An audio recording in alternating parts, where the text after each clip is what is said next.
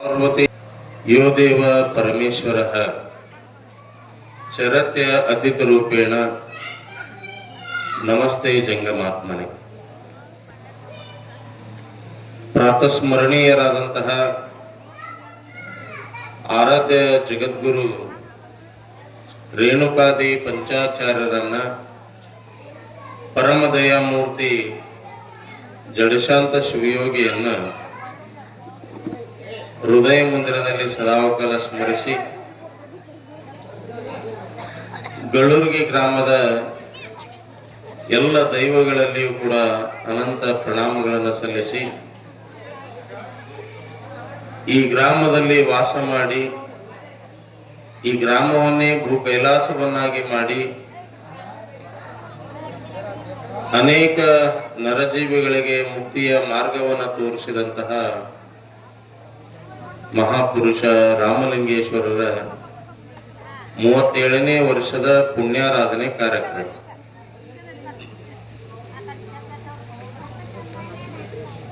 ಆ ಕಾರ್ಯಕ್ರಮವನ್ನು ನಿಮಿತ್ತ ಮಾಡಿಕೊಂಡು 4-5 ದಿನಗಳ ಮಟ್ಟಿಗೆ ಒಂದು ಆಧ್ಯಾತ್ಮಿಕದ ಒಂದು ಸಮಾರೋಪ ಕಾರ್ಯಕ್ರಮ. ಈ ಕಾರ್ಯಕ್ರಮದಲ್ಲಿ ಈ ದಿವಸ ಪಾಲ್ಗೊಂಡು ಸುಂದರವಾದಂತಹ ವಿಚಾರಧಾರೆಗಳನ್ನೆಲ್ಲ ನಿಮ್ಮೆಲ್ಲರಿಗೂ ಜ್ಞಾನ ಬುದ್ಧಿಗೆಯಾಗಿ ಕೊಟ್ಟಂತಹ ನಿಂಬಾಳದ ಬಸವಾನಂದ ಸಾಧಕರೇ, ಸುಂದರವಾಗಿ ಮಾತುಗಳನ್ನು ಹಂಚಿಕೊಂಡಂತಹ ಮಿರಿಗೆಯ ಮುತ್ತಣ್ಣ ಮಾಸ್ತರ್ ಅವರೇ, ಹಾಗೆ ಈ ಕಾರ್ಯಕ್ರಮದಲ್ಲಿ ಪ್ರತಿನಿತ್ಯವೂ ಭಾಗವಹಿಸಿದಂತಹ ಈ ಗ್ರಾಮದ ಜಂಗಮ ಪುಂಗವರೇ, ಅತ್ಯಂತ ಸುಂದರವಾಗಿ ಈ ಕಾರ್ಯಕ್ರಮವನ್ನು ನೆರವೇರಿಸಿಕೊಡುವುದರ ಜೊತೆಗೆ ಈ ಊರಿನೊಳಗೆ ಬರುವಂತಹ ಎಲ್ಲ ಗುರುಗಳಿಗೂ ಕೂಡ ಭಕ್ತಿಯ ಸನ್ಮಾನವನ್ನು ಮಾಡುತ್ತಿರುವಂತಹ ಶರಣು ಸರ್ ಅವರೇ, ಹಾಗೆ ಈ ಗ್ರಾಮದಲ್ಲಿ ಶಿಕ್ಷಕ ವೃತ್ತಿಯನ್ನ ಪ್ರಾರಂಭಿಸಿದಂತಹ ನಮ್ಮವರೇ ಆದಂತಹ ಪರಮೇಶ್ವರ್ ದೇಗಾಂವ್ ಸರ್ ಅವರೇ, ಸುಂದರವಾಗಿ ಸಂಗೀತ ಸೇವೆಯನ್ನು ನೀಡುತ್ತಾ ಬಂದಂತಹ ನಾಗಣ್ಣ ಕಾರ್ವಾಸಿಗೆ ಅವರೇ, ತಬಲಾ ಮಾಂತ್ರಿಕರಾದಂತಹ ಪದ್ಮರಾಜ್ ಹೆರೂರ್ ಅವರೇ, ಇವತ್ತು ಬಹಳ ವಿಶೇಷವಾಗಿ ಈ ಕಾರ್ಯಕ್ರಮದ ಶುರುವಾತಿನೊಳಗ ವಿದ್ಯೆ ಉಳ್ಳವನ ಮುಖವು ಮುದ್ದು ಬರುವಂತಿಕ್ಕು ಸರ್ವಜ್ಞ ಹೇಳುವಂತ ಮಾತು.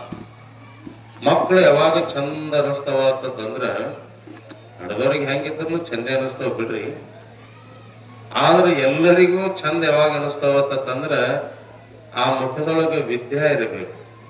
ಯಾವುದು ಮಗುವಿನ ಮುಖದೊಳಗ ವಿದ್ಯೆ ಇರಬೇಕು, ಆ ವಿದ್ಯೆಗೆ ತಕ್ಕಂತಹ ವಿನಯವಂತಿಕೆ ಇರಬೇಕು, ಆ ವಿನಯವಂತಿಕೆ ತಕ್ಕಂಗ ಗುಣವಂತನಾಗಿರಬೇಕು.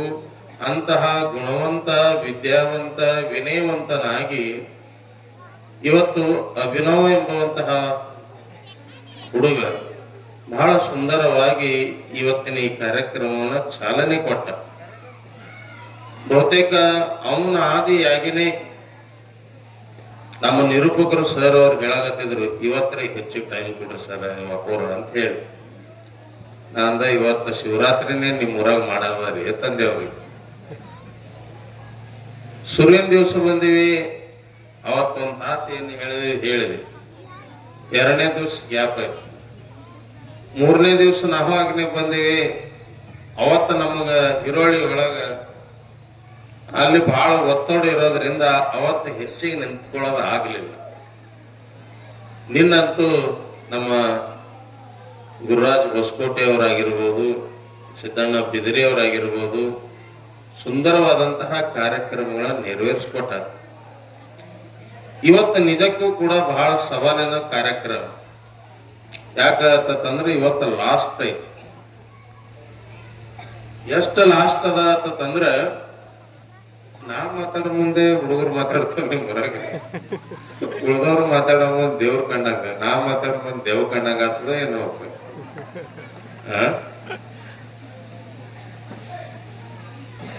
ಹೆಂಗ ಲಾಸ್ಟ್ ಆತಂದ್ರ ಈಗ ನಮ್ಮ ಮಾತುಗಳೇನದಾವಲ್ಲ ಇಲ್ಲಿ ಇಲ್ಲೊಂದು ಮೊಬೈಲ್ದಾಗ ಸೆರೆ ಹಿಡಿಯಾಗತ್ತ, ರೆಕಾರ್ಡ್ ಮಾಡಾಗತ್ತಾರ.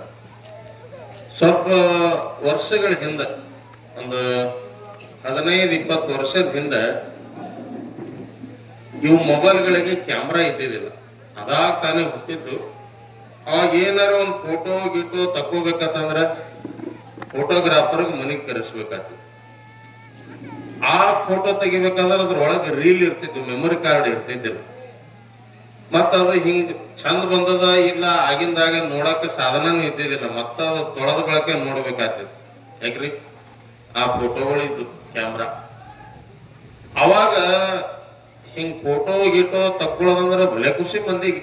ಯಾಕ್ರಿ ನಮ್ ನಾಗಣ್ಣನ ಮದಿ ಟೈಮ್ನಾಗ ಅದು ನೋಡಿರ್ಬೇಕು, ಹಂಗ ನಿಸ್ತ ವಿಷ್ಣುವರ್ಧನ್ ಇದ್ದಂಗಿದ್ದಾವ. ಈ ತೆಳ್ಳಗಾಗ್ಯಾನ. ಹಿಂಗ್ ಫೋಟೋ ತಕ್ಕೊಳ್ಳೋ ಮುಂದ ಆ ಫೋಟೋ ತಕ್ಕೋತೀವಿ ಅಂತ ಅಂದಾಗ ಹೆಂಗೋ ಕೂತಾರ, ಹೆಂಗ್ ಕುಂದಿರ್ತೀರಿ, ಚಂದ ಕುಂದಿರ್ತೀರಿ. ಅಲ್ಲಿ ಇಲ್ಲಿ ಎಲ್ಲಾ ಮಾರಿಗೆಲ್ಲ ಪೌಡರ್ ಹಚ್ಕೋತೀರಿ, ಎಲ್ಲಾ ಮಾಡ್ತೀರಿ. ಅವ ಫೋಟೋಗ್ರಾಫರ್ ಹೆಂಗ್ ಹೇಳ್ತಾನ ಹಂಗ್ ಕೇಳ್ತೀರ. ಅವಾಗ ಹಡದ ಅವಪ್ಪನ ಮಾತ್ ಕೇಳಾರ್ದವ್ರ ಅವತ್ತು ಕ್ಯಾಮ್ರಾಮನ್ ಮಾತ್ ಕೇಳೇಬೇಕು. ಯಾಕ ಅವ ಫೋಟೋ ತೆಗಿಯವನ ಚಂದ ತೋರ್ಸಂಗ. ಹಿಂಗಾಗಿ ಅವ ಹಿಂಗ್ ನಿಂದ್ರಿ ಅಂತ ಹೇಳಿ ಎಲ್ಲ ಹೆಂಗಲ್ ತೋರಿಸ್ತಾನ.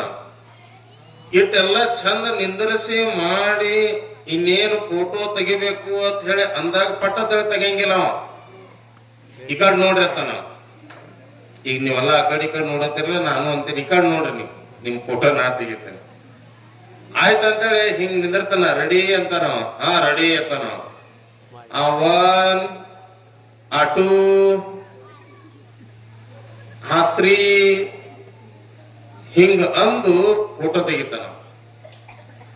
ಫೋಟೋ ತೆಗೆದ ಬಳಕ ಅದು ತೊಳೆದ ಬಳಕ ಇದೇನೋ ಎಣ್ಣ ಚಂದೇ ಬಂದಿಲ್ಲ ಫೋಟೋ ಅಂತ ಹೇಳಿ ಅಂದ್ರಿ ಅಂತಂದ್ರ ಅವಂತನ ಹುಚ್ಚ, ನೀನು ಫೋಟೋ ತೆಗಿಬೇಕಾದ್ರ ನಾ ಹಿಂಗ ಚಂದ ನಿಂದ್ರಿಸಿದ, ನಾ 3 ಅಂತ ಹೇಳಿ ಕ್ಲಿಕ್ ಮಾಡೋ ಮುಂದೆ ಹೆಕ್ ಅಂತ ಹೇಳಿ ನೀ ಕೆಮ್ಮು ಬಿಟ್ಟಿ ಮತ್ ಫೋಟೋ ಚಲೋ ಬಾ ಅಂತಂದ್ರ ಅದ್ ಹೆಂಗ ಬರ್ತದ? ಬರಂಗಿಲ್ಲ. ಹಂಗ ಇವತ್ತು ಕೊನೆ ಕಾರ್ಯಕ್ರಮ ಅಂತಂದ್ರ ಹುಡುಗರು ಶಾಂತಿ ಇರಬೇಕು, ನೀವು ಶಾಂತಿ ಇರಬೇಕು. ನಮ್ ಬಸವಾನಂದ್ರ ಹೇಳಿದ್ರಲ್ಲ, ಈ ಊರಿಗೆ ಮ್ಯಾಲಿಂದ ಮ್ಯಾಲ ಪುಣ್ಯ ಪುರುಷರು ಬರ್ತಾರಂತಂದ್ರ ಈ ಊರೊಳಗ ಭಕ್ತಿ ಇದ್ದಿದ್ದಕ್ಕಾಗಿ ಬರ್ತಾರಂತಾರಲ್ಲ, ಅವ್ರ ಮಾತು 100ಕ್ಕೆ 101ರಷ್ಟು ಸತ್ಯವಾದಂತ ಮಾತು. ಯಾಕೆ ಅಂತಂದ್ರ ಇಲ್ಲಿರುವಂತಹ ರಾಮಲಿಂಗ ಅವಧೂತರ ಬಗ್ಗೆ ಮೊದಲಿಗೆ ನಮ್ಗೆ ಯಾರಿಗೂ ಪರಿಚಯ ಇದ್ದಿದ್ದಿಲ್ಲ. ಆದ್ರೆ ಇಲ್ಲಿ ಬಂದ ಬಳಕ ಅವ್ರ ಭಾವಚಿತ್ರವನ್ನ ನೋಡಿದ ಬಳಕ ಅನಿಸ್ತು, ಅವರು ಪ್ರಚಾರ ಬಯಸಿ ಈ ನಾಡ ಸಂಚಾರ ಮಾಡಿದ್ರು ಅಂತಂದ್ರ ಬಹುತೇಕ ಗಳೂರ್ಗಿ ಗ್ರಾಮ ಇದು 2ನೇ ಮುಗುಳು ಕೂಡ 2ನೇ ಲಕ್ಷಣ ಆಗಿ ಜಗತ್ತಿನೊಳಗ ಖ್ಯಾತಿ ಆಯ್ತೈತಿ. ಆದ್ರೆ ಉಪೈತಿ ಲೋಕ ವಿಖ್ಯಾತ ಲೋಭ ಮೋಹ ವಿವರ್ಜಿತ. ಸನ್ಯಾಸಿಗಳು ಸಾಧಕರಂತವ್ರಲ್ಲಿ ಏನಿರ್ತದ ಅಂತಂದ್ರ ಯಾವುದೇ ಲೋಕದ ಉಪಾಧಿಗಳು ಬೇಡ, ಲೋಭ ಬೇಡ, ಮೋಹ ಬೇಡ, ಯಾವುದ್ರೊಳಗೂ ಕೂಡ ಇರಲಾರದ ರೀತಿ ಒಳಗೆ ಇದ್ದವರು ಅಂತಂದ್ರ ಅದು ನಿಜವಾದಂತಹ ಮಹಾತ್ಮರು ಅನ್ಸೋತಾರ. ಅದಕ್ಕೆ ಅವರ ಮನಸ್ಸನ್ನ ಆಳಿ ಮಹಾತ್ಮರಾಗಿ ಇವತ್ತು ಗಳೂರ್ಗಿ ಗ್ರಾಮ ಅನ್ನುವಂಥದ್ದು ಸುಕ್ಷೇತ್ರ ಗಳೂರ್ಗಿ ಗ್ರಾಮವನ್ನಾಗಿ ಮಾಡಿದಂತಹ ಶಕ್ತಿ ಯಾರಿಗೆ ಸಲ್ತದ ಅಂತಂದ್ರ ಅದು ರಾಮಲಿಂಗ ಶ್ರೀಗಳವರಿಗೆ ಸಲ್ತದ. ಅಂತಹ ಮಹಾತ್ಮರ ಈ ಪುಣ್ಯಾರಾಧನೆ ಕಾರ್ಯಕ್ರಮ ಅವ್ರ ಫೋಟೋ ಇಟ್ಟು ಮಾಲೆ ಹಾಕಿ ದೀಪ ಹಚ್ಚಿ ಕಾಯಿ ಕರ್ಪೂರ ಮಾಡಿ ಒಂದಿಟ್ಟು ಸಜಕ ಒಂದಿಟ್ಟು ಹುಗ್ಗಿ ಉಂಡು ಕೈ ಬಿಟ್ಕೊಡುವುದಾಗಿತ್ತು. ಆದ್ರ ಅವರ ನೆನಪಿನ ಅಂಗಳದೊಳಗ ಇವತ್ತಿಲ್ಲಿ ಏನ್ ನಡೆದಂದ್ರ ಹೊಟ್ಟಿ ತುಂಬಿಸೋಳದ್ರ ಜೊತೆಗೆ ನೆತ್ತಿನೂ ಕೂಡ ತುಂಬಿಸೋಬೇಕಂತ ಹೇಳಿ ಅನ್ಕೊಂಡು ಇದು ಪ್ರವಚನ ಕಾರ್ಯಕ್ರಮವನ್ನ ನೆರವೇರಿಸಿಕೊಟ್ಟಾರ.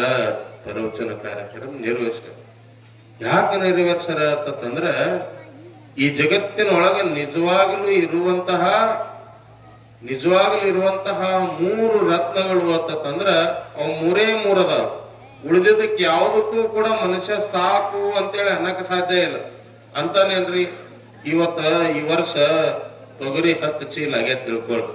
1 ಎಕರೆದಾಗ 10 ಚೀಲ ಆಗೇತ್. 2 ಎಕರೆ, 1 ಎಕರೆದೊಳಗ ಮುಂದಿನ ವರ್ಷ ನಾ ಅಟ್ಟ 6-7 ಚೀಲ ಬಂತು ಅಂತಂದ್ರ ಆದರ್ಶ ಅಟ್ಟಾಗಿತ್ತು, ಈ ವರ್ಷ ಕಿಟ್ಟಾಯ್ತು, ಈ ವರ್ಷ ನಾ ನಿರೀಕ್ಷೆ ಇಟ್ಟಿದ 11-12 ಚೀಲ ಆತ ಹೇಳಿ ಆಗ್ಲಿಲ್ಲ ನೋಡು ಅಂತ ಹೇಳಿ ಮನುಷ್ಯ ಬೇಸರಿಸ್ಕೊಳತ್ತದ. ರೊಕ್ಕ ಗಳಿಸಬೇಕನು ಸಾಕನಂಗಿಲ್ಲ, ಆದ್ರ 3 ವಸ್ತುಗಳಿಗೆ ಮಾತ್ರ ಸಾಕತ್ತೀವಿ. ಅದಕ್ಕೆ ಬಹಳಷ್ಟು ಬಿಸಿಲಾಗ ಬಂದಿರಿ. ಆ ಬಿಸಿಲಾಗ ಬಂದಾಗ ಏನ್ ಬೇಕು? ನೆರಳು ಬೇಕು, ನೀರ್ ಬೇಕು. ಹೌದಾ? ಈ ನೆರಳ ನೀರ ಸಿಕ್ಕಾಗ ಬಹಳ ಬಾಯಾರಿಕೆ ಆಗಿದೆ ಅಂತ ಹೇಳಿ ಎಷ್ಟು ಕುಡಿತೀರಿ ನೀರ? ಒಂದು ಕೊಡ, ಒಂದು ತಣ್ಣಗ ಹರಿವಿ ಕೊಡ ನೀರ್ ಇರ್ತೈತಿ. ಅವಾಗ ಅಷ್ಟ ಹರಿವಿ ಗಂಟ್ಲೆ ನೀರ್ ಇದ್ರೂ ಎಷ್ಟು ಕುಡಿದೈತು? 1 ಸರಿ ಕುಡಿದೈತು, 2 ಸರಿ ಕುಡಿದೈತು, 3ನೇ ಸರಿ ಕುಡಿದ್ರೆ ಹೋಗ್ತಾವೇನ್ರಿ ನೀರ? ಅವಾಗ ಏನಂತೀರಿ? ಸಾಕ್ ಅಂತೀರಿಲ್ಲ? ನೀರ ಸಾಕಂತದ ಯಾವಾಗ ಅದ್ರ ಬಾಯಾರಿಕೆ ಹಿಂಗಿತ ತೀರದ ಬೆಳಕು. ಇನ್ನು ಹಸು ಆದಾಗ ಗುಲಾಬ್ ಜಾಮೂನ್ ಮಾಡ್ಯಾರ, ಜಂಗೀರ್ ಮಾಡ್ಯಾರ ಅಂತ ಹೇಳಿ ತಿನ್ನಾಕ್ ಕುಂದ್ರಿ. ಎಟ್ ತಿಂದತ? ಕೊಲ್ಲಾಪುರ ಪೈಲ್ವಾನ್ ಇದ್ರೂ ಎಟ್ ತಿಂದ? ಬಾಳ ಆದ್ರ ಒಂದ್ ಅರ್ಧ ಕಿಲೋ ತಿಂದ. ಅರ್ಧ ಕಿಲೋ ಗುಲಾಬ್ ಜಾಮೂನ್ ತಿಂದ. ಅರ್ಧ ಕಿಲೋಕ್ಕಿಂತ ಮ್ಯಾಲೆ ಹೆಚ್ಚಿಗೆ ತಿನ್ನಕ್ ಆಗ್ತದೇನೋ ಅವನಿಗೆ? ಅದು ಯಾವಾಗ ರುಚಿ, ಯಾವಾಗ ಸ್ವಾದ ಅದಲ್ಲ, ಮುಂದ ಅರ್ಧ ಕಿಲೋ ಆದ ಬಳಕ ಅದೇ ವಿಷ ಆಗ್ತದ. ಅದು ವ್ಯಾಕ್ ಅನಿಸ್ತೈತಿ, ವಾಂತಿ ಬರ್ತದ. ಯಾವಾಗ ಹೊಟ್ಟಿ ಪೂರ್ಣ ತುಂಬಿತ್ತು ಅಂತಂದ್ರ ಸಾಕ್ ಬಂದ.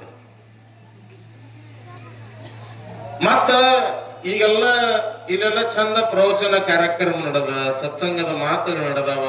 ನಿಮಗ ನಗಸಾ ಟೈಮ್ನಾಗ ನಗಿಸ್ಬೇಕಾಗ್ತದ, ಅಳಸಾ ಟೈಮ್ನಾಗ ಅಳಿಸ್ಬೇಕಾಗ್ತದ.